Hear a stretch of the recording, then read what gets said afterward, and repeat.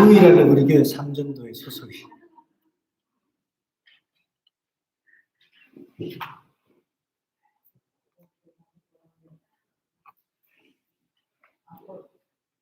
우리가 안고 없는 찐빵이다 이런 이야기를 합니다. 안고 없는 찐빵이라는 이야기는 어떤 일이나 또는 생각이나 현상에서 무언가 중요한 것이 빠진 상태를 안고 없는 찐빵이다 이렇게 이야기를 한다고 합니다. 핵심이 빠진 것이 안고 없는 찐빵이라는 것입니다. 그렇기 때문에 찐빵은 찐빵인데 안고가 없으면 정상적인 보통의 빵이 아니라는 것입니다. 교회의 핵심이 무엇입니까? 교회의 핵심은 복음입니다.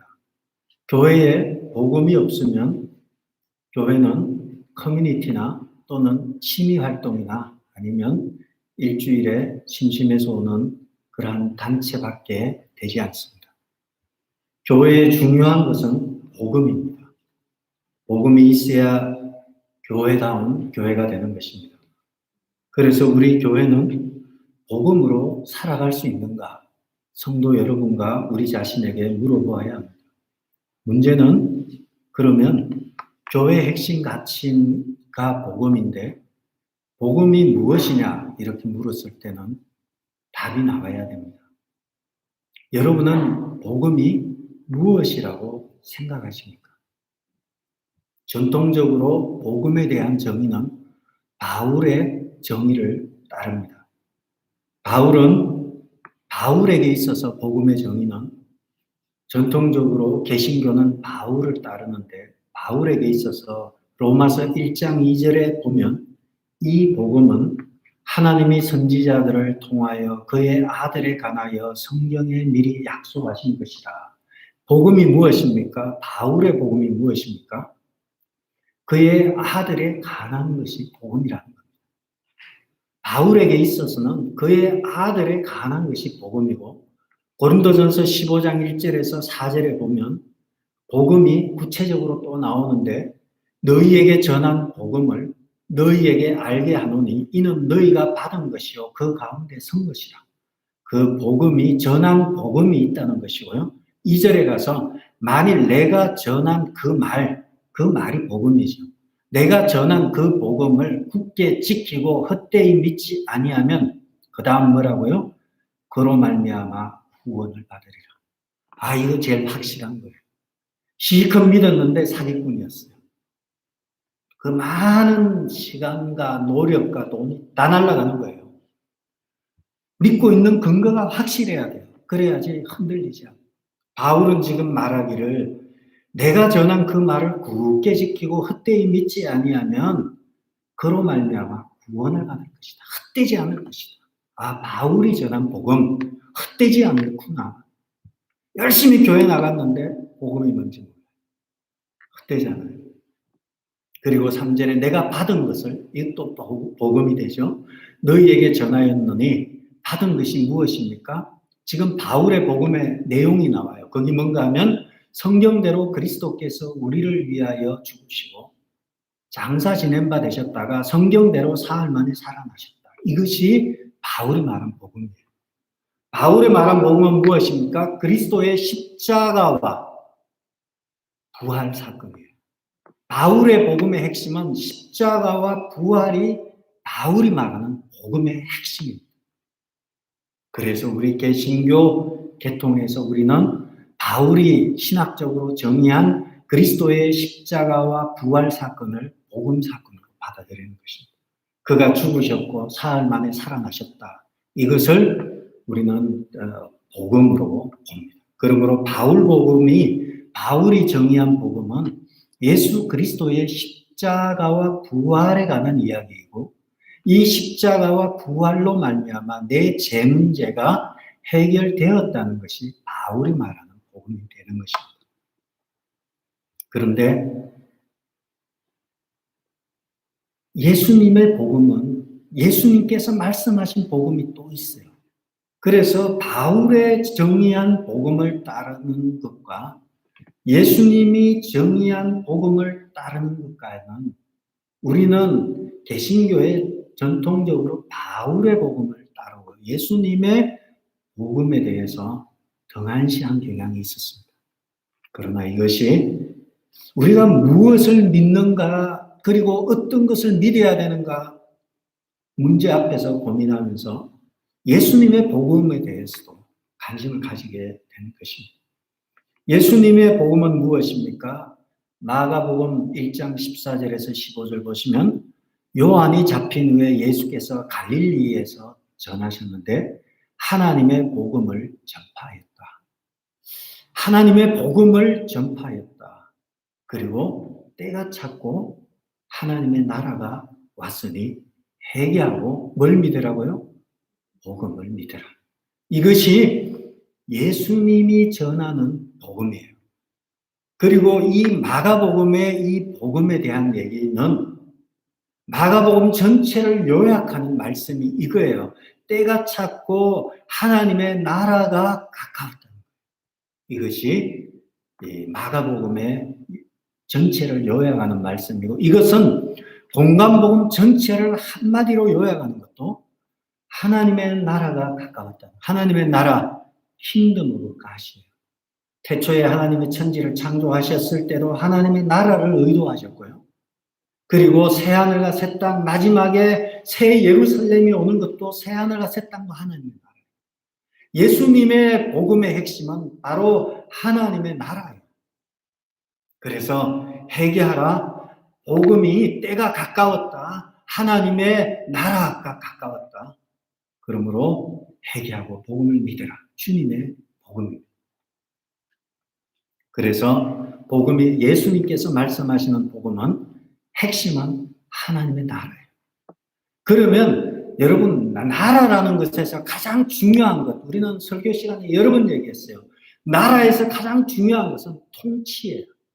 다스리심이고요. 통치는 주권이고요. 다스리심 왕이고요. 그래서 하나님의 나라의 핵심은 주님이 다스리시고 주님이 주인 되시고 주님이 왕이 되시는 나라가 하나님의 나라예요. 이것이 예수님이 전하는 복음의 핵심이라는 거죠. 그러므로 복음이란 하나님이 이 땅에 오셔서 하나님의 나라가 시작이 되는 거예요. 통치가 시작이 되는 것입니다. 그분이 왕이 되시고 우리의 주가 되시는 것이 바로 복음이라는 거예요. 하나님의 나라의 복음이 예수님의 복음입니다. 그리고 예수님께서 우리가 사도행전 보면서 봤죠. 1장 3절에 보면 그가 고난받으신 후에 그들에게 확실히 많은 증거로 친히 살아계심을 나타내사 40일 동안 그들에게 보이사 하나님 나라의 일을 말씀하십니다.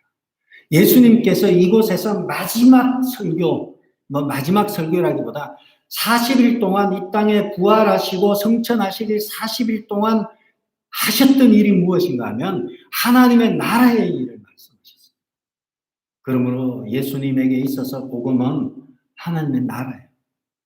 하나님의 나라는 무엇입니까? 다스리는 거예요. 통치하시는 것이고요. 왕이 되시는 것이 나라예요. 주님의 나라가 가까웠어요. 우리가 기도할 때도 그러죠. 하나님의 나라가 확장되고 하나님의 나라가 임하옵시며, 나라가 임하는 거예요. 무엇이에요? 통치가 임하는 거예요. 여러분의 삶 가운데 주님의 통치가 임하는 거예요. 그게 복음이라는 거죠. 그러면 바울이 말하는 복음과 예수님이 말하는 복음이 멀리서 보면 충돌하는 것 같아요. 좀 다른 것 같아요. 느낌이. 십자가의 고난과 부활의 복음과 하나님의 나라의 복음이 뭔가 좀 충돌하는 느낌을 받습니다. 그러나 이전에는 바울의 복음에 많은 관심이 갔었어요. 그러나 지금은 그것이 하나라는 걸 알게 됐어요. 하나라는 것이 드러나게 되죠. 그것이 뭔가 하면 조화가 일어나게 되는 것입니다. 그 답이 로마서 1장 2절에 보면 이 복음은 하나님이 선지자들을 통하여 그의 아들에 관하여 어디에요? 성경에 미리 약속하신 것이라. 하나님의 아들에 대해서 성경에서 미리 약속하셨다는 거예요. 그러면 성경에 어디에서 약속했냐라는 거예요.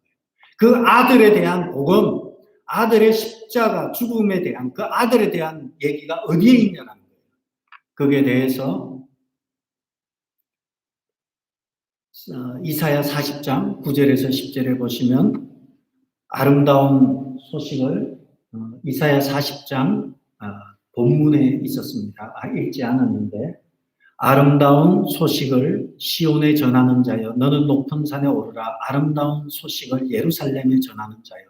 아름다운 소식이 무엇입니까? 복음이에요. 아름다운 소식이 복음이에요.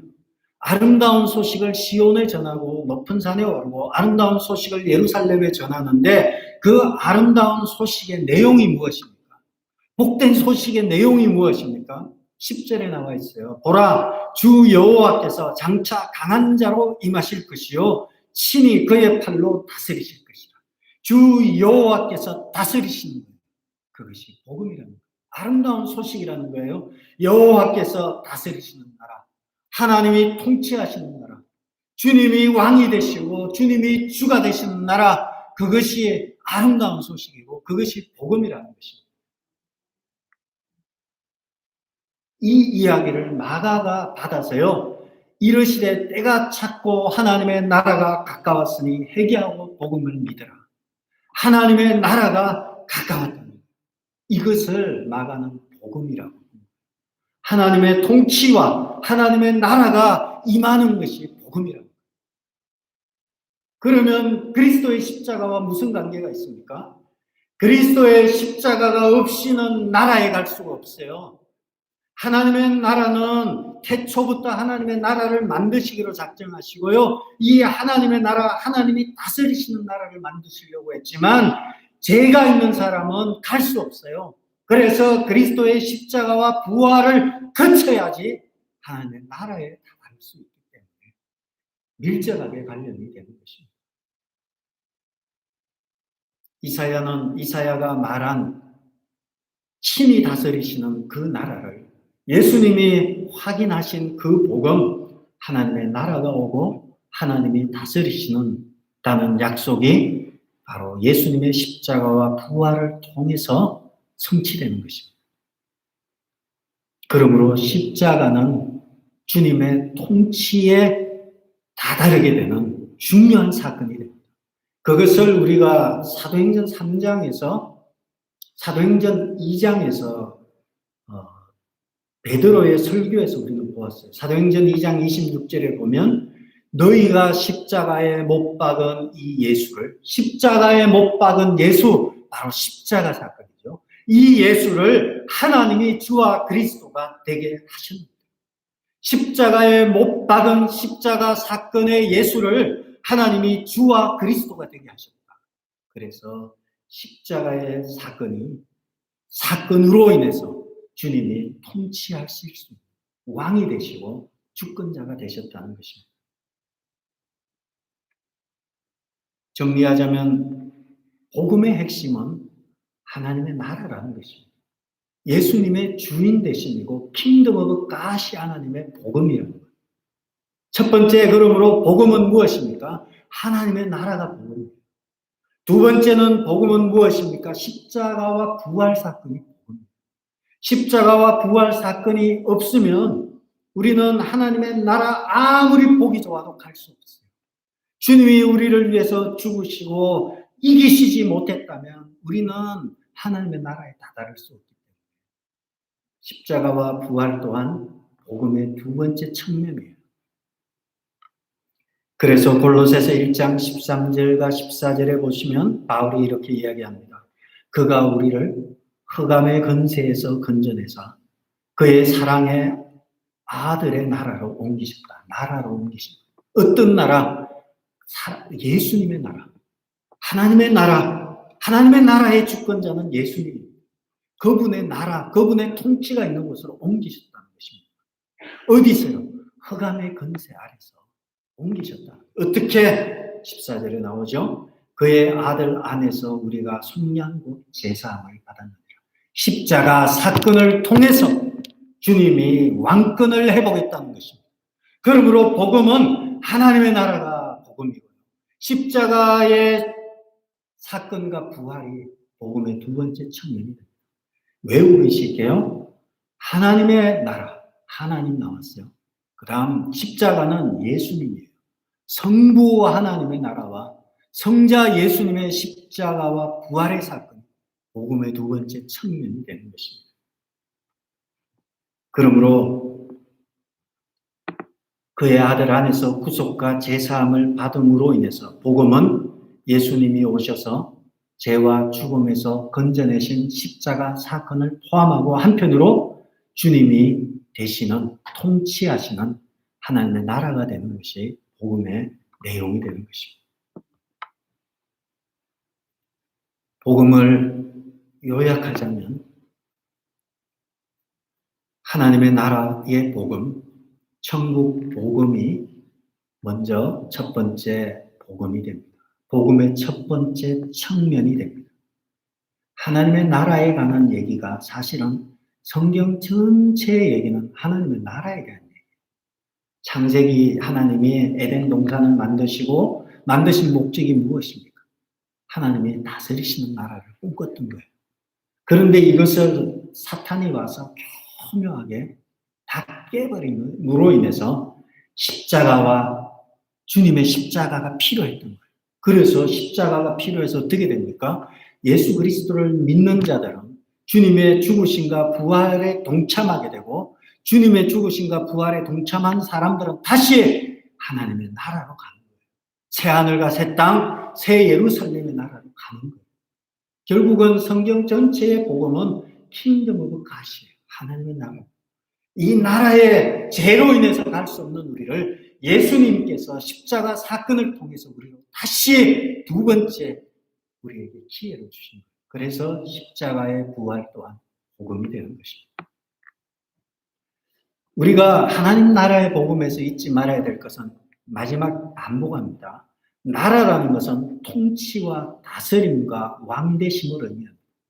하나님의 나라는 하나님이 다스리시고 하나님이 통치하시고 하나님이 왕이 되시는 것입니다. 어떻게 해요?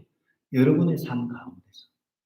여러분의 삶 가운데서 주님이 나를 다스리는 거예요. 주님이 나를 통치하는 것입니다. 두 번째, 복음의 두 번째 측면은 바로 죄인은 누구도 그 나라에 갈 수는 없어요. 그림의 떡이에요. 그런데 두 번째 인간의 죄 문제를 해결하는 사건이 있어야 하는데 이 복음의 사건, 이 우리를 죄 문제를 해결하는 이 복음의 사건이 십자가 사건이고요. 십자가의 돌아가심으로 우리에게 주어진 형벌을 주님이 다 감당하신 사건이 십자가 사건이기 때문에 복음의 두 번째 측면은 그리스도의 십자가 사건이 되는 것입니다. 그러므로 구약 성경의 모든 기록은 하나님의 나라라는 큰 틀을 가지고 있지만 또 한편으로 그리스도의 십자가를 향해서 나아가고 있습니다. 성경은 온통 십자가를 향해서 구약은 나아가고 있고요. 신약은 십자가 사건을 해석하고 집중하고 있습니다. 구약 전체가 십자가 사건을 바라보고 있고 뿐만 아니라 부활과 성천과 그리고 그분이 하나님의 보좌 우편에 앉으시고 그리고 저리로서 산자와 죽은 자를 심판하러 다시 오시는 이것이 주님의 사역이고 그 중에 핵심이 십자가 사건입니다. 그래서 우리가 복음을 십자가 사건만을 따로 떼어서 복음이다 이렇게 하면 전체 그림을 보지 못할 수 있다는 것입니다. 복음의 세 번째 측면은 말씀드린 대로 십자가 사건은 객관적인 사건입니다. 예수님께서 객관적으로 십자가에 죽으신 사건은 객관적인 사건이 됩니다. 객관적인 사건과 여러분과 무슨 관계가 있습니까? 예수님이 죽으셨는데 예수님의 죽으신 것하고 여러분하고 아무런 관계가 없어요. 없어요. 성령께서 객관적인 사건을 주관적으로 적용시키는 것이 복음이에요. 하나님의 나라와 예수 그리스도의 십자가 사건과 성령의 주관적인 적용이 복음입니다. 성령께서 여러분에게 아무리 성경을 읽으라고 그러고 암송하라고 해도요, 성경이 진리라는 거 인정하고 성경이 옳다는 거 인정하고 착하게 살아야 되는 거 인정하고 다 인정하는데 내게 와서는 아무런 관계가 없어요. 그냥 좋은 건 좋은 거지만 나와는 관계가 없어요. 이것을 일으키시는 분이 성령의 주관적인 역사가 나타나야 되는 것입니다. 읽으란다고 읽으시겠어요? 1년에 성경 1독, 2독 하란다고 하시겠어요? 성경을 필사한다고 하시겠어요? 성령이 역사하셔야 돼요. 성령이 역사하지 않으면 객관적인 십자가 2000년 전에 십자가에서 죽으신 주님의 죽음이 주관적으로 내게 적용이 되지 않아요. 성령의 역사가 있어야 돼요. 그러므로 예수와 함께 죽고 살아나는 복음의 세 번째 측면 요소는 복음의 주관적인 적용이 성령에 의해서 나타나야 하는 것입니다. 이럴 때에 엄청난 에너지가 옵니다. 저는 이 에너지는 엄청나다고 생각을 해요. 지진이 일어나는 것, 원자탄이 터지는 것 이상으로 엄청난 에너지가 하늘로부터 쏟아질 것입니다. 뭐 이 땅에 산이 깎이고 지진이 일어나고 이런 차원이 아니라 내 마음의 영적 지진이 일어나는데 엄청난 것입니다. 왜 그렇습니까? 2000년 전에 객관적으로 2000년 전에 일어났던 역사의 사건이 2000년이 지난 지금 내게 그대로 역사하고 있다면 아마 불타버릴 거예요. 제가 이름을 지난번에는 한번 인용을 했는데 기억이 잘 안 나는데요. 우디도 그랬고요. 제가 알기로는 조지 휘필더도 그랬다는 얘기가 있어요. 너무너무 불타버리는 거예요. 그러니까 주님 이제 그만. 주님 이제 그만. 존 웨슬레가 그랬다 들었습니다. 존 웨슬레가 성령이 계속해서 역사하니까 너무너무 주체가 안 되는 거예요. 주님 이제 그만. 여러분 2000년 전에 죽으신 예수님이 2000년 전에 묶어버리면 아무 관계가 없을 수 있어요. 그러나 2000년 전에 죽으신 예수님이 시간과 공간을 초월해서 지금도 성령을 통해서 내게 강하게 역사한다. 막 불을 타버릴 정도, 감당이 안 될 정도로 역사하시고 아마 이 엄청난 에너지가 어쩌면 여러분 안에 있는 고칠 수 없는 질병도 다 태워버릴 것입니다. 엄청난 에너지가 외부로부터 내게 주어진다면 아마도 그 불로 인해서 몸 안에 있던 더러운 것들을 다 태워버릴 것입니다. 저는 예수 믿는 자에게 이와 같은 죽고 살아나는 역사가 나타납니다. 성령에 의해서 예수를 믿는 순간 우리가 죽고 예수와 함께 죽고 예수와 함께 살아나는 역사가 나타납니다. 시간과 공간을 초월해서 일으키십니다. 2000년 전 객관적으로 일어난 일이 이 세상에 지금 실제로 나에게 주관적으로 아주 강렬하게 나타나는 것입니다. 이러한 은혜가 예배에 참여한 여러분들 매일매일의 삶 가운데 넘쳐나서 예수님의 보혈의 피가 계속해서 여러분 심령 가운데 흘러넘쳐서 마지막 때에 하나님께서 정말 귀하게 쓰임 받는 여러분 되시기를 축복합니다. 그리고 바울이 말한 대로 내가 전한 이 복음을 헛되이 믿지 아니하면 구원을 받을 것이다. 진리를 붙들고 있습니다. 그러면 확신이 됩니다. 그러므로 복음을 믿는다는 것은 하나님의 나라, 다른 말로 말해서 하나님의 나라가 가까웠다. 그러므로 회개하고 복음을 믿으라는 마가의 말에서처럼 하나님의 나라를 복음을 믿는다는 것은 하나님의 나라를 믿는 것이고 하나님의 나라를 믿는다는 것은 하나님의 통치, 주님의 다스리심, 주님의 주되심을 믿는 것이고, 주님의 다스리심과 주님의 통치와 주님의 주되심을 믿는다는 것은 우리 삶 속에서 주님의 통치를 받아들이는 것입니다. 주님의 통치를 우리 삶 속에서 받아들이는 것은 삶이에요. 그래서 믿음은 교리에 대한 지적인 동의도 아니고 사실이나 가치관에 대한 신념도 아니고요. 믿음은 삶이 되거든요. 주님이 왕이심을 믿는 사람은 믿는 자는 삶으로 드러나게 있어요. 믿는데 되지 않는다는 것은 안 믿는 거예요. 사람들이 착각하는 거예요. 나는 믿는데 안 된다면 안 믿는 거예요. 머리로는 믿을지 몰라요. 그러나 안 믿는 거예요. 정확하게 안 믿는 거예요. 본인은 믿는다고 우겨도 안 믿는 거예요. 믿는 사람은 삶이 바뀌게 돼 있어요. 믿음은 삶이에요. 믿음 그 자체가 삶입니다. 예수님을 우리 존재와 삶의 실제적인 주인으로 모시고 살아가는 사람은 예수 믿는 사람의 삶의 태도가 삶이 달라지게 되어 있습니다. 그렇게 예수님의 통치를 여러분이 인정하고 살아가게 되면 복음의 능력이 우리의 삶 속에서 나타나기 시작합니다.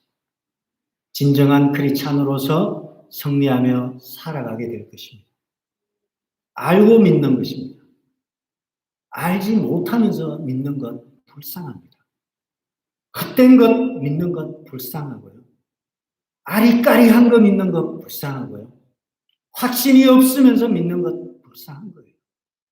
그러나 우리는 바울이 말한 대로 내가 전한 것을 믿으면 헛되이 믿지 아니하면 구원에 이른다. 이 말과 같이 바르게 믿고 바른 신앙을 가지고 사는 것 중요합니다. 바른 신앙은 능력이 나타나고요. 진짜는 빛을 발하게 됩니다.